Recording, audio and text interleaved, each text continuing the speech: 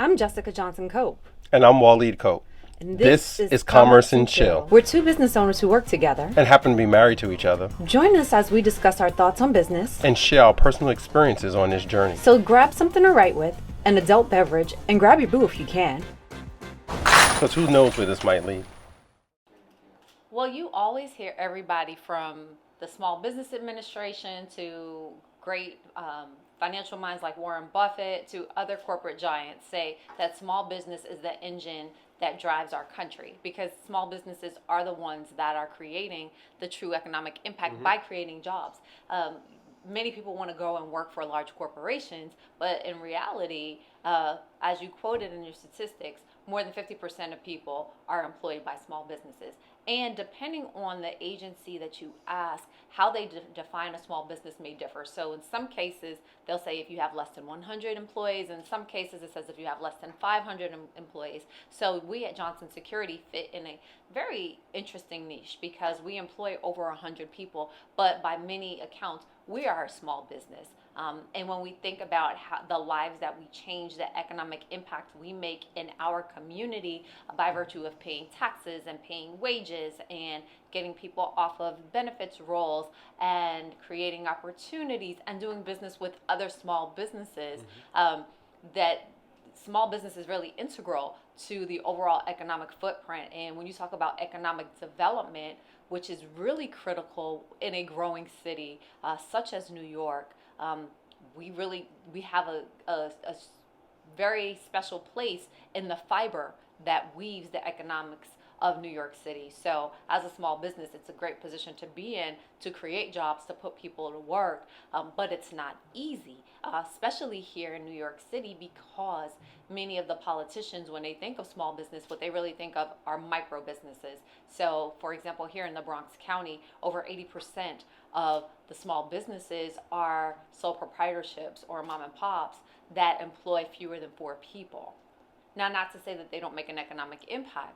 They do make an economic impact, but the laws that many of the politicians put forth are more favorable to if you're a sole proprietor or a mom and pop shop than if you're a large small business. So if they're making regulations in terms of how much you have to pay people, other types of benefits that have to be added. I recently heard the mayor of New York say, oh, the money's out there, it's just in the wrong pockets.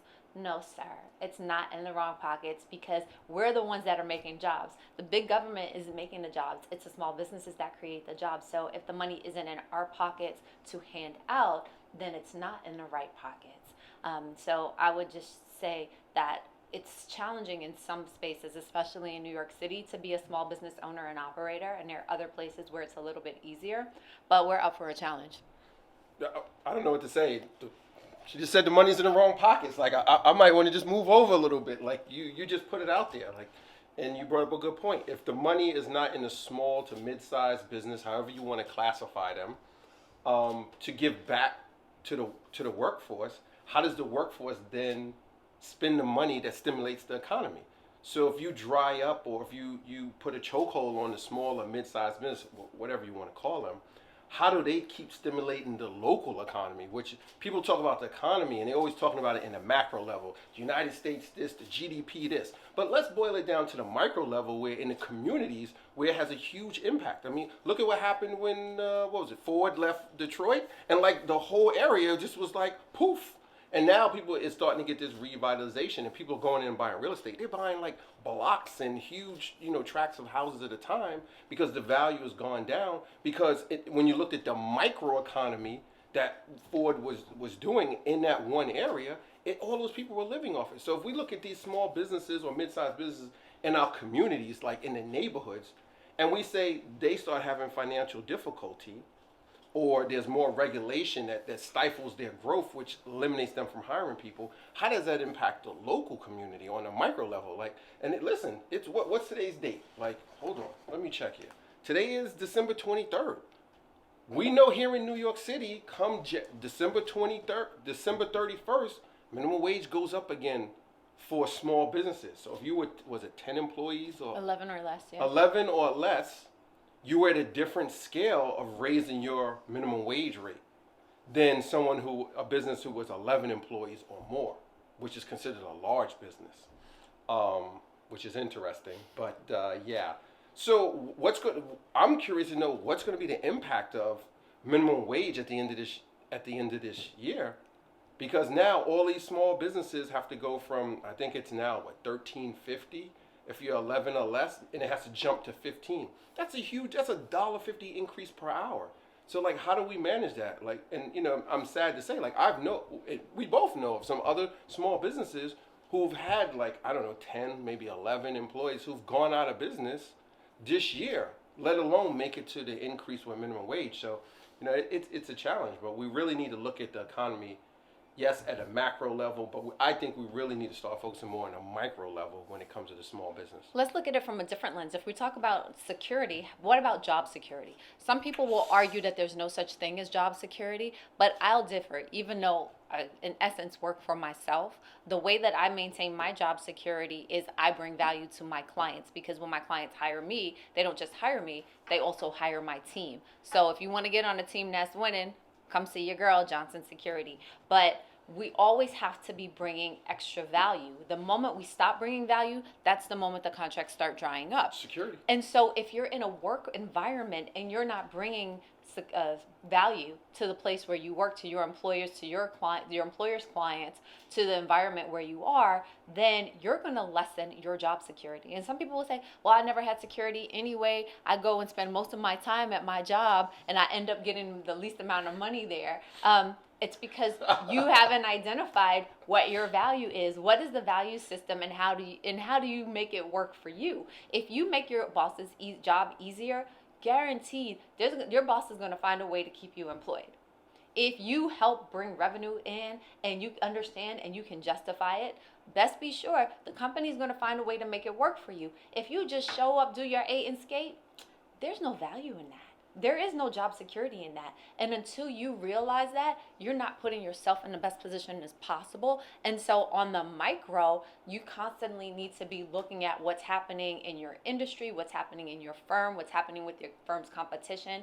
I know in these day and times, people have the tendency to jump from job to job. Absolutely. And try to find what's best for them.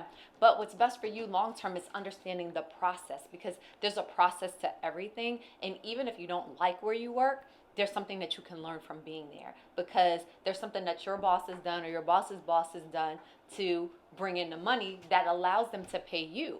Now, granted, they might get more than you, or you might not make as much as you think you can make, but the way to get the numbers in your favor is to understand the value system, put the value in your favor, get value in your corner, and then go out swinging. When you bring the value, you bring the pain. And then you have job security, at least a better opportunity for job security.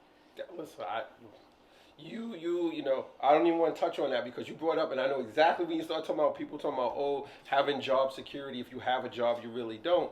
And I think that's something that's all caught up in this whole era now, because it's cool to be an entrepreneur, and everybody's like, yeah, they're selling these like courses, or they want you to take their master class, and they're like, oh, you should be self-employed. Listen, I am not discouraging anyone to be self-employed or start your own business, or, to have your 9 to 5, and then you have your side hustle that generates this nest egg for you to do whatever with, like go on your trips, or extra money for retirement, or just whatever makes you and your family or your lifestyle more conducive to how you want to live.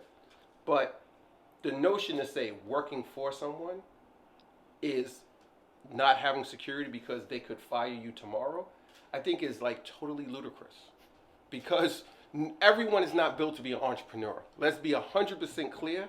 It ain't easy. You clicking on these Instagram and these Facebook profiles, and you see people in these jets and drinking champagne with models and these fancy cars and all. When's the last time you've been on a private jet? Not this week. When's the last time you popped a bottle of champagne? Oh no, too busy working. Right.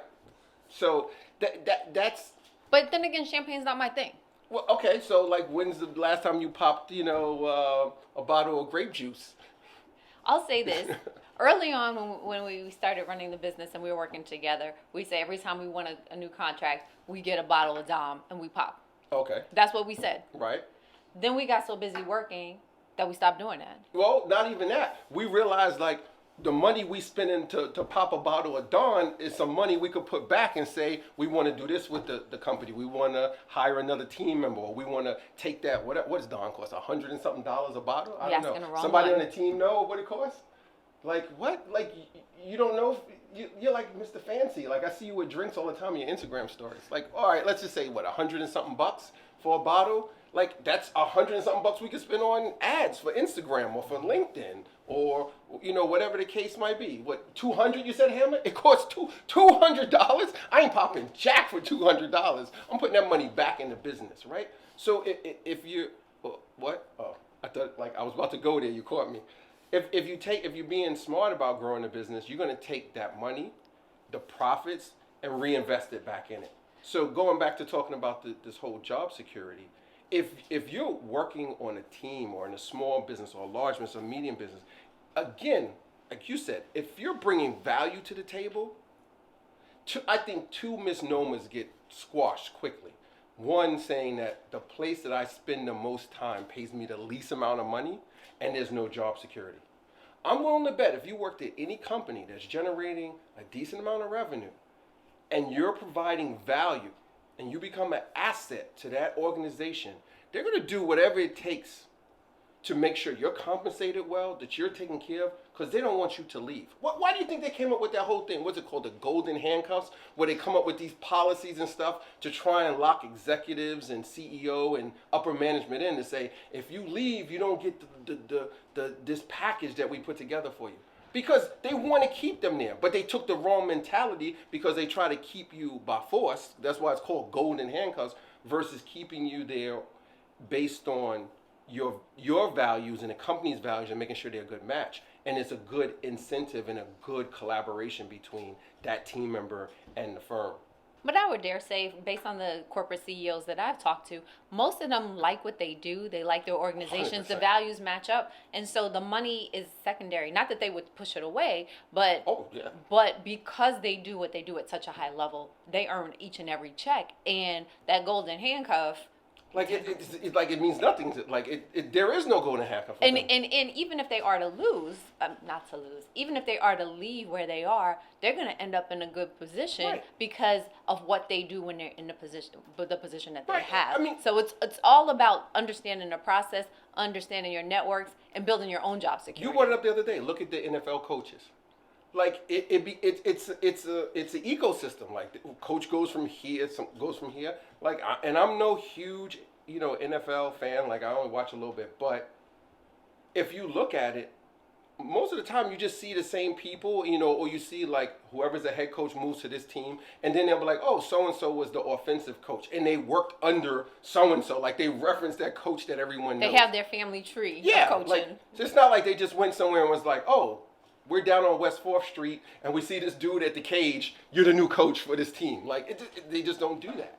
So there is, if you're adding value, even if you leave that establishment, your name and what you've done is going to be known in that industry or in that ecosystem. And the next place is going to come up and tap you on the shoulder and be like, hey, you want to join our team?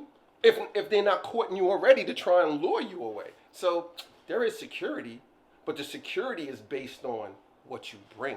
What you help grow, what you help, flourish at that institution that you're at. So let's take 2 steps back. Do you think that because you come from a family of entrepreneurs, because you had the opportunity to go to college, and because of some of the things that you're exposed to or were exposed to at a young age, that you might be biased and not fully understand how hard it is for people who don't have those same type of opportunities, don't have those same experiences to get their feet in the door with viable, sustainable, well-paying jobs, and the promise of success as an entrepreneur on Instagram or whatever social media outlet is more realistic than the thought of them ever breaking out of the rut that they're in, working the hourly job that they have, or the 2 or 3 hourly jobs that they have, or being a part of the gig economy. Because the gig economy is a separate set of handcuffs. Oh, but the gig economy is legit. Like I think it's a huge opportunity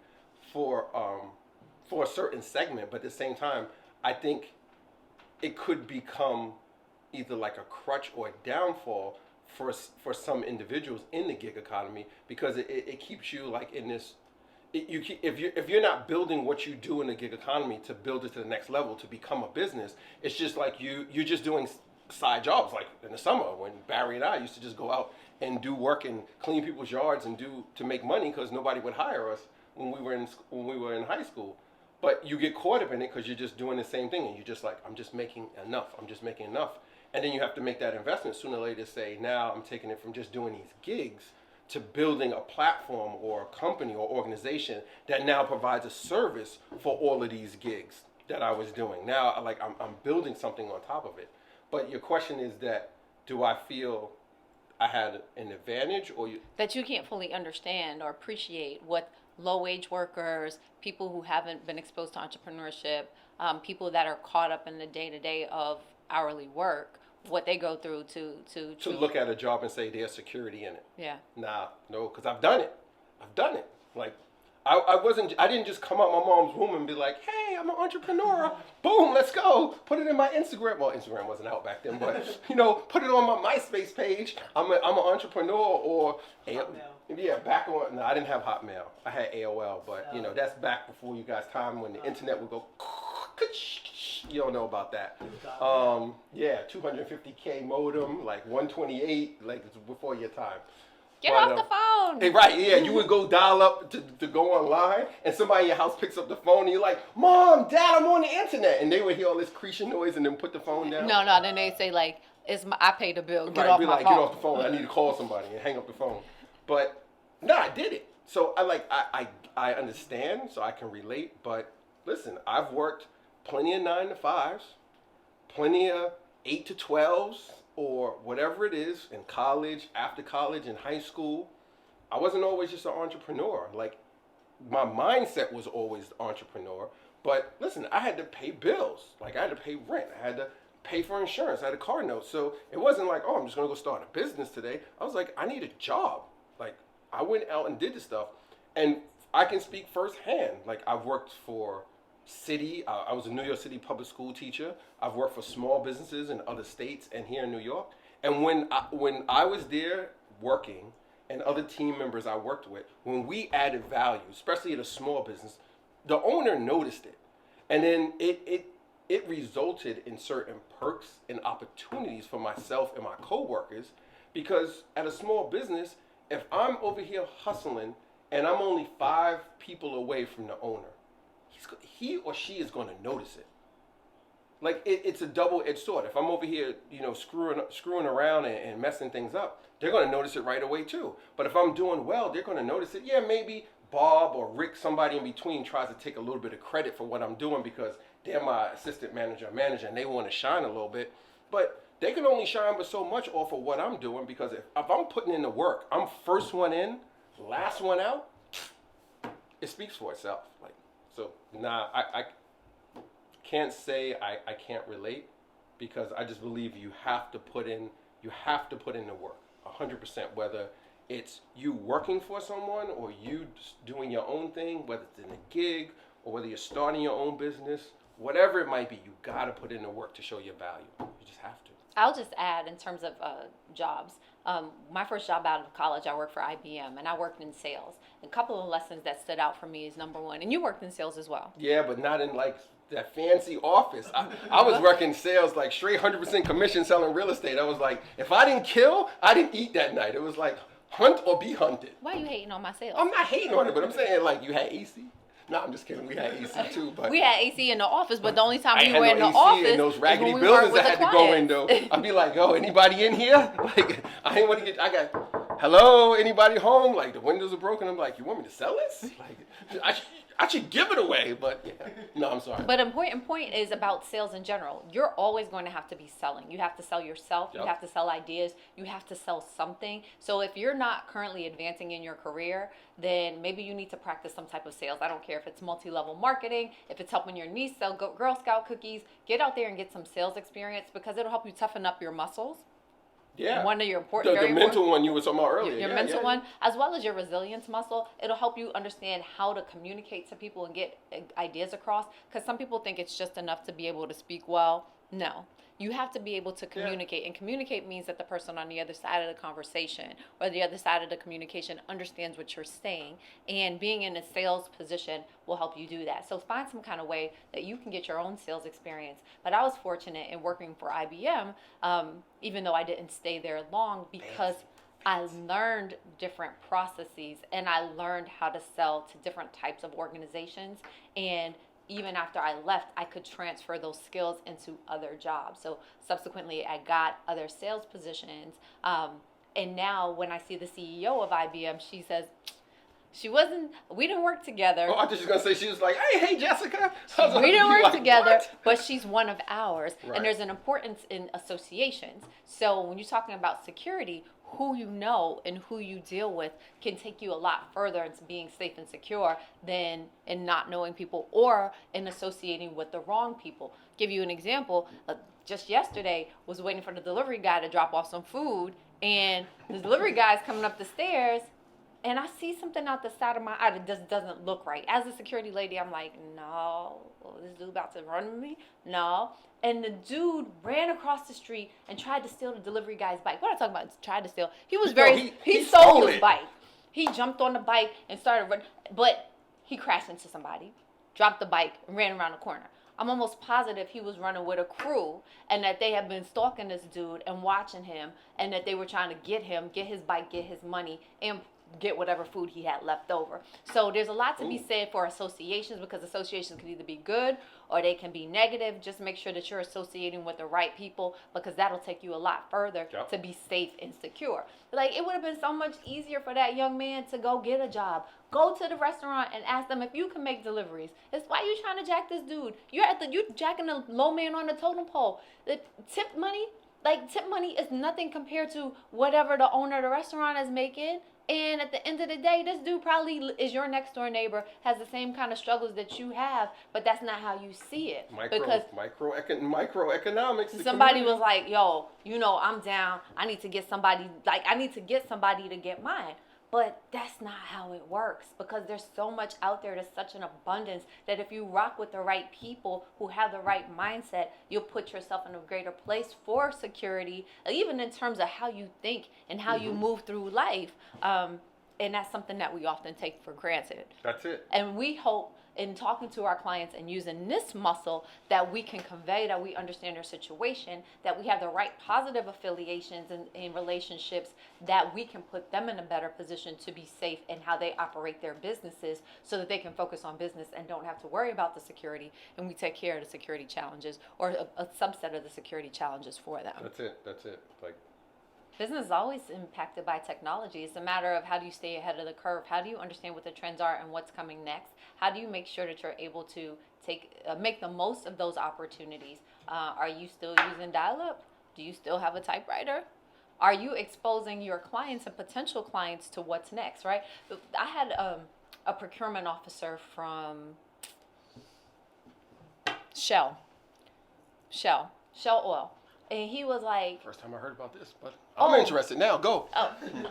Because there was a young man that said, Brian Hall from Shell. He said, Brian, I want to get into procurement. What do I need to do? Supply chain management. What do I need to do? He was like, what are you talking about? Are you part of ISM? That's the International Supply Chain Management Organization. Are you part of that organization? He's like, no. He's like, don't tell me what's happening now. If it's happening now, it's already too late. I need you to tell me about what the advances are, what's going to be happening in the next 2 to 3 years, the next 5 to 10 years. I need you to be forward thinking so you can tell me and help me bring my organization in. If my organization has to tell you what's happening, I'm doing all the work. Right. So why am I going to pay you when I'm doing the work? No. So there's plenty of opportunity out there, and the people who are getting paid, the people who are making advancements, are the ones that understand the opportunity and are getting ahead of them, know how to communicate what those opportunities are, and then position themselves in the right place. Here in New York, we've had the Amazon debacle, and there's some people that feel like they won when they stopped Amazon. Don't you know that Amazonification is still going on? That's right. I made up my own word. Long Island City now? Amazonification. Amazon is building up infrastructure across all 5 boroughs here in New York City. They're hiring people. They're buying space. They're renting out space. So you didn't win. It just looks on a macro level like you won, but on a micro level, they're still taking over. And they're also forcing other businesses to adapt. Well, you adapt or die. Yeah, I got no problem with that. Like adapting is real. Like look at how we adapt here at Johnson Security, how we adapt at Soapbox all the time. Like we have to adapt. Like time stands still for no one. Like we have to change. Like were there smartphones? Like when JSB first started? Like no. Like now there's a smartphone. How can we use that technology to enhance the services that we deliver to our clients? And when I say clients, I'm not just talking about the clients who pay us for our services. Clients are also our team members who work with us. Like, how do we use technology to enhance their service? Them punching in, keeping track of their records, their timekeeping, so they don't have to always call and say, oh, how many hours did I work this week? They can simply just log into a website and see, I punched in 3:01, I punched out at 11:05. Oh, I know exactly how many hours I worked this week and when I'm going to be paid for. So, like, technology in business is like, if you're not using it, you dying. Or even if we expose our employees and internal team members to new technologies, that's putting them in a better position. If they decide to leave, then it won't be for naught, because now they know. Like, we have some people that come in and like, oh, I don't use computers. Okay. There's no place for you here. Like, no disrespect. There's no place for you here. You tell me where you can go and not use a computer. Listen. You can't even work at McDonald's and not use a computer. Listen, like for real. First of all, you might not even be working at McDonald's no more because now they got where you touch a screen and place your own order. But that's another story. Like, I'll go back to when I was in high school. We used to have typing class, right? Typing class. And I wish I could remember the teacher's name so I could give her a shout out right now because she was so right and I was so wrong. So she said, Waleed, stop looking at the keyboard. You need to learn how to type fast without looking at the keyboard. I was like, Miss, teacher. I was like, I type fast and everybody in the class looking at the keyboard. She was like, yes, but when you get older, you're going to need to be able to type without looking at it. You know what my response was? I'll never forget it to this day. Why am I going to need to type? I'm going to be an entrepreneur and I'm going to have a secretary. She's going to type everything for me, right? Because I was thinking about then the typewriter in its present state. I wasn't thinking about how the typewriter is going to transform into what it is today with a tablet, an iPad, a smartphone. 98% of what I do during the day is on some type of computer, whether it's on my phone, an iPad, or my computer or a laptop. So wherever you are, yeah, I still look at the keyboard and I do not type as fast as everybody else now. I'm sorry I didn't listen to you. I wish I did. I still look. But technology, it's important. Like, we have to adapt. And the other thing is there's so much information about technology available. You can read publications, you can Google, go online and look. If you don't know about what's coming, then shame on you. I mean, shame on you. You might think, oh, I'll never use it. There's no applicability in what I do. But if you find a way to tweak what you do using one piece of technology, that can put your business light years ahead. I mean, I think of one of the firms that I used to serve on their board for, and I used to serve on their corporate board. The owner was reading an article in the New York Times, and he saw how they were using this technology in a medical application and thought, how do we do that in security? And it paid off at a big time. It changed the landscape for his business. And what they say, up the billboard with a bullet? He went up the billboard with a bullet and brought billboard with a bullet? Yeah, like... I've never heard that one before. Off the charts with a bullet. That's what they used to say about billboard. Up the charts with a bullet. And it changed his trajectory. It changed his finances. It changed the finances of the people that started on the team with him that were like family. And now the business is more than 10 times the size of what it was before he had that revelation. So what does that mean for you and whatever you're doing? If you're in school, how do you take technology and 10x what you're doing? If you're in business, how do you 10x what you're doing? Or even, how do you go to your boss and say, yeah, I know we're using this, but I saw this online. How can we integrate that? People don't know, like, you talk about, I work somewhere, they don't pay attention. Like, how many new ideas? Like, I say this in almost every interview, not recently, but in the past. I would ask people, when you were working at your previous place or the current place you're working at while you're interviewing here with us, how many times have you brought ideas to your higher ups? And some people will just look at me and be like, huh? I'm like, how many ideas did you bring or suggestions would you constantly bring to the table? Like, team members have no idea how, like, frustrating it is for me when I'm sitting somewhere, we're in a meeting with some of our team, and I'm like, all right, give me thoughts. Like, what do you think we should do? What should be our next move? Like, I don't want to be the smartest person in the room. By no means.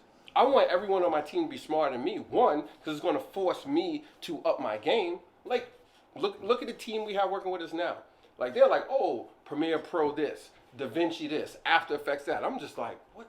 Oh, no, like, this ain't going to happen. These cats not going to be sitting around here talking about stuff like, and I'm not familiar with it, at least. You have to be. Let's be clear. And you could jump in and tell me if you agree or not on this, Johnson. But if you're in business, you have to be 100%, no doubt about it. You have to be, and I forgot the word just that fast. You have to be, damn, what's the word?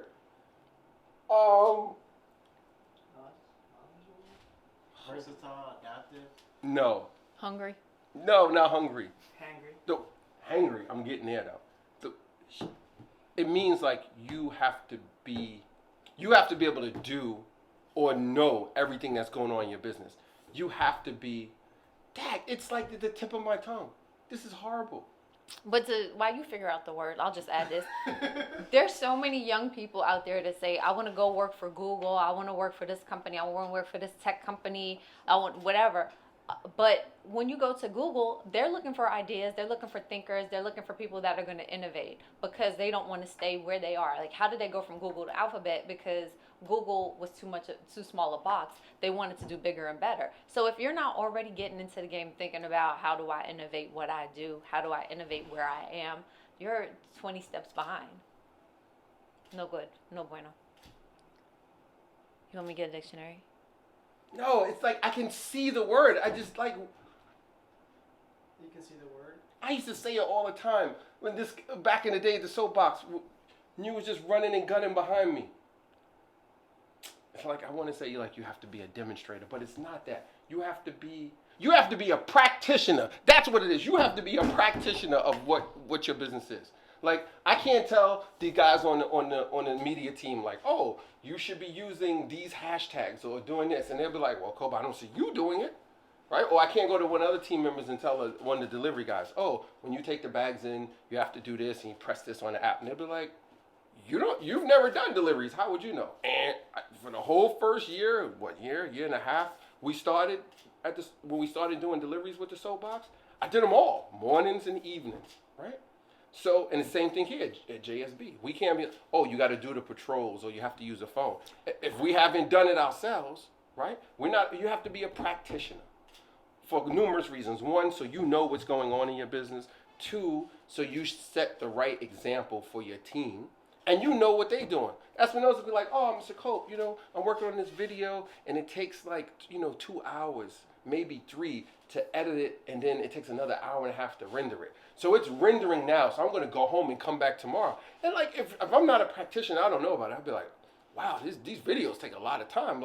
But all along, he's jerking my chain because he's out, and I look at his Instagram stories. He's at the club doing whatever because I don't know nothing about it, and somebody's taking advantage of it. So, for all you out there who are going to start doing social media for your small business, don't hand it over to your 20-year-old daughter, your 18-year-old niece. Get in it yourself first. There's this thing called GOOGLE. It will tell you everything you need to know. Just Google it. And then once you get a base understanding of it, then you bring somebody on your team to start doing it with you. Practitioner. Didn't even need a dictionary. I didn't. It came to me that time. And I'm going to run it now for the rest of all of 2020 first quarter. Practitioner, you're going to hear me talking about it all the time. That's your word of the decade? That's it for the whole decade. Not just the word. Like when you see me, I want practitioner, Espinosa, popping up above my head in all the videos. I want a bubble that comes up over me. I want that cloud like on the Peanuts where that dirt cloud is always around. Was it the Pigpen? I want the cloud over my head. Practitioner. I want that over my head all the time now. That's not too many syllables? No, practitioner? Mm-hmm. Why is it too many syllables? I'm just asking. I don't know. Okay. But he's got to type it, not me. So I'm not concerned. Okay. We thank you for stopping in, listening to what we had to say. If you thought what we said was kind of interesting, hit us up, send us some questions so we can chop it up with you. We want to get you engaged. If you haven't been to our social media, you can check out Cope at Waleed, CWALEEDCEE on Instagram, Twitter, Facebook. Most of the time on the gram, though. You can find me at Jessica Johnson Cope, COPE, everywhere. Everywhere. You can also find our business profiles where we put some really good content out because we have an awesome team. Thank you, team, for showing up. We want you to be part of our team some way or another because it's all about positive relations and associations. Why? Because we want you to have some type of security, whether it's home security, financial security, job security, family security. Come back and we'll hook you up next time. I was a chosen one.